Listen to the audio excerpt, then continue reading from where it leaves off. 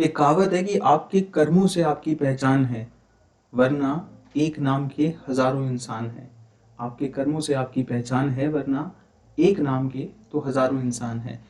कुछ इसी तरह की बात एकदम फिट बैठती है इस थ्योरी के बारे में। तो चलिए जानते हैं कि किसे कहते हैं ऑपरेंट कंडीशनिंग। क्योंकि जो अच्छा कर्म करता है उसको अच्छे फल मिलते हैं और वो बार बार अच्छे कर्म करने के लिए प्रेरित होता है, और जो बुरे कर्म करता है उसको बुरा फल मिलता है, तो वो बार बार प्रेरित नहीं होता है बुरे काम करने के लिए। एक या दो बुरे काम ही बहुत ज़्यादा हो जाते हैं। तो लेट्स गेट स्टार्टेड।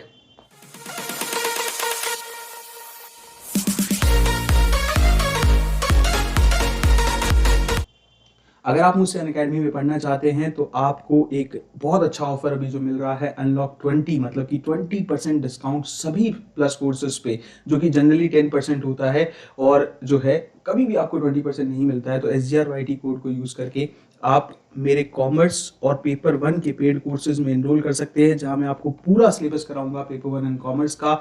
9 फरवरी से ये कोर्सेज शुरू हो रहे हैं। टेलीग्राम में आपको इस सभी कोर्सेज के लिंक मिल जाएंगे। टेलीग्राम का लिंक डिस्क्रिप्शन और पहले कमेंट में है, वहां से ग्रुप को ज्वाइन कर लीजिए। और SGRYT कोड के साथ आप मेरा सभी फ्री कंटेंट भी अनलॉक कर सकते हैं। क्या कहती है ऑपरेंट कंडीशनिंग? इसका नाम ना इंस्ट्रूमेंटल कंडीशनिंग भी है। तो इसे इंस्ट्रूमेंटल कंडीशनिंग क्यों कहा जाता है, और इसका जो कॉन्ट्रीब्यूशन है वो है BF स्किनर। तो BF स्किनर जो है वो मेनली, जिनका पूरा नाम था बोरुस फ्रेडरिक स्किनर, तो ऑल्दो फॉर ऑब्वियस रीजंस उनको BF स्किनर कहा जाता है कि नाम बहुत लंबा है। तो बेसिकली ऑपरेंट कंडीशनिंग क्या कहती है कि probability of it being repeated. तो जब भी हम ये देखते हैं ना, तो हम किसी चीज को कंसिक्वेंसेस के साथ रिलेट करते हैं। तो प्रोबेबिलिटी क्या है उस चीज के रिपीट होने की। तो जब भी हमें अच्छे कॉन्सिक्वेंसेस मिलेंगे तो ऑपरेंट कंडीशनिंग बिहेवियर क्या होता है कि जो चीज रीइंफोर्स होगी, मतलब रिवॉर्ड होगी, will likely to be repeated.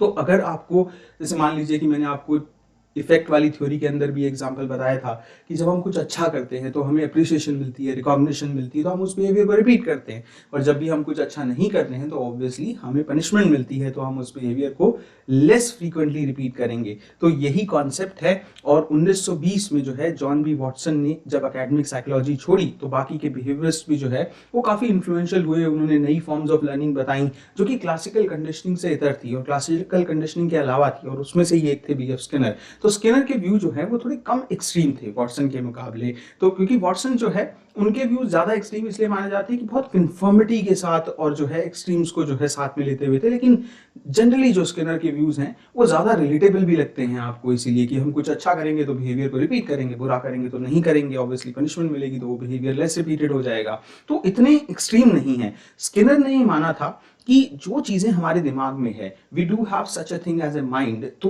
It is simply more productive to study कि जो हम ऑब्जर्व कर पा रहे हैं उस चीज को ऑब्जर्व करें, रादर देन हमें क्यों जाने की जरूरत है इंटरनल मेंटल इवेंट्स को पढ़ने के लिए। तो जो काम था स्किनर का वो इस व्यू में था कि क्लासिकल कंडीशनिंग जो है वो बहुत सिंपलिस्टिक है और to be complete explanation of the complex human behaviour, क्योंकि ह्यूमन बिहेवियर बहुत कॉम्प्लेक्स होता है। और इसीलिए उनका ये मानना था कि बेस्ट तरीका समझने के लिए बिहेवियर को है कि जो ऑब्जर्वेबल एक्शन एंड कंसिक्वेंसेस है उसके थ्रू हम इसे समझें, और इसीलिए उन्होंने approach the, that is operant conditioning. Skinner जो है उन्हें फादर ऑफ ऑपरेंट कंडीशनिंग भी माना जाता है, और उनका काम किसके ऊपर बेस्ड था? थॉर्नडाइक के 1898 लॉ ऑफ इफेक्ट पे। तो आपको याद होगा कि मैंने रिसेंटली वीडियो डाला है law of effect in psychology, Thorndike की जो थ्योरी है, इसको जरूर पढ़िएगा। और इस वीडियो में मैंने आपको ये बात बताई भी थी, क्योंकि उस प्रिंसिपल के मुताबिक जो बिहेवियर फॉलो होता है, प्लेजेंट कंसिक्वेंसेस, जो बिल्ली को जब वो बटन से रास्ता मिल जाता है बाहर जाने का और खाना खाने का, तो वो जल्दी जल्दी बटन दबाने लगती है। और यही चीज है कि वो रिपीट होता है पॉजिटिव बिहेवियर,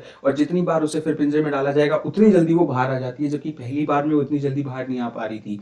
तो लॉ ऑफ इफेक्ट जो है वो इस चीज को दर्शाता है। और देखिए, last but not the least की स्किनर ने इंट्रोड्यूस की नई टर्म लॉ ऑफ इफेक्ट जो है उसमें रीइंफोर्समेंट के नाम से। और इसी तरीके से जो बिहेवियर रीइंफोर्स होता है वो रिपीट होगा, स्ट्रेंथन होगा, क्योंकि उसके साथ अच्छे कंसिक्वेंसेस जुड़े हैं। और बिहेवियर जो रीइंफोर्स नहीं होता है वो धीरे धीरे खत्म हो जाएगा, क्योंकि वीकेंड होता चला जाता है, क्योंकि अच्छे कंसिक्वेंसेस उसके साथ नहीं जुड़े होते। डू सब्सक्राइब द चैनल ताकि आपको इसी तरह का इन्फॉर्मेटिव और अच्छा कंटेंट लगातार मिलता रहे। अपना ख्याल रखिए, सेहत का ध्यान रखिए। अगला लेसन सिगमेंट फ्रूट है, उसमें मिलेंगे। शुक्रिया।